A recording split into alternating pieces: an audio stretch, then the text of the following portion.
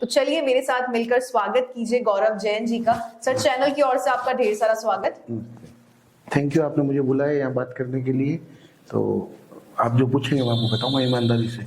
अब आगे की बात ये रही भी, आपने कहा भी आप चेयरमैन साहब के भी नज़दीकी हैं, चौधरी विनोद कुमार जी के भी नज़दीकी हैं। तो चौधरी विनोद कुमार जी ने 2019 के नगर परिषद चुनाव में मेरा जो वार्ड था, हाँ। वो लेडीज के लिए रिजर्व हो गया जी।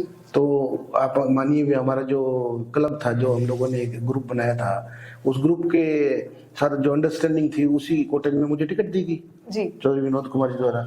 और चौधरी विनोद कुमार जी ने मुझे टिकट दी। तो चौधरी विनोद कुमार जी ने जो मुझे टिकट दी, उसके बाद हम जब जीत के चौधरी विनोद कुमार जी के पास पहुंचे तो उन्होंने हमें एक बात तय की कि हमारे सभापति जी के प्रत्याशी जो है वो गणेश राज बंसल है। तो मैंने अपना वोट ईमानदारी से गणेश राज बंसल जी को दे दिया। जी। अगले दिन जब फिर वोट की बात आई उपसभापति के लिए, तो उन्होंने कहा भी हमारा प्रत्याशी अनिल खिचड़ है, तो हमने अपना वोट अनिल खिचड़ को दे दिया। उसके बाद आयोजना समिति के हमारा चुनाव हुआ है, तो उन्होंने कहा भी अपने को लीलाधर पारिक को वोट डालना है, तो हमने लीलाधर पारिक को वोट दे दिया।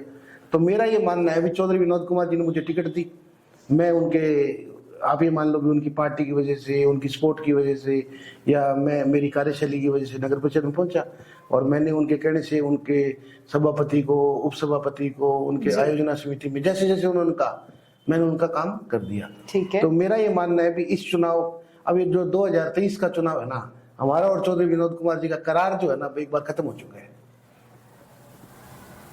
अब आप समझ रहे हैं ना इस बात को, विनोद जी ने जो काम हमें सौंपा वो काम हमने कर। रही बात चेयरमैन साहब की, तो भी तो सब बच्चे को भी पता है भी चेयरमैन बहुत रहे हैं, हर बोर्ड में काम होते हैं। मैं पिछले 20-25 साल से म्युनिसिपैलिटी में आता जाता रहता हूँ, और पिछले 15 साल से डायरेक्ट इनडायरेक्ट म्युनिसिपैलिटी का हिस्सा भी रहा हूँ।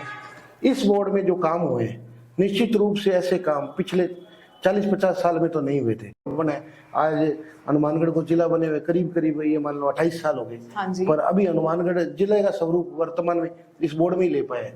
और मैं तो आपको एक बात कड़वी और भी कहना चाहूंगा, गणेश जी ने माननीय विधायक की जो नाकामी है, उसके ऊपर इस विकास से पर्दा डाल दिया।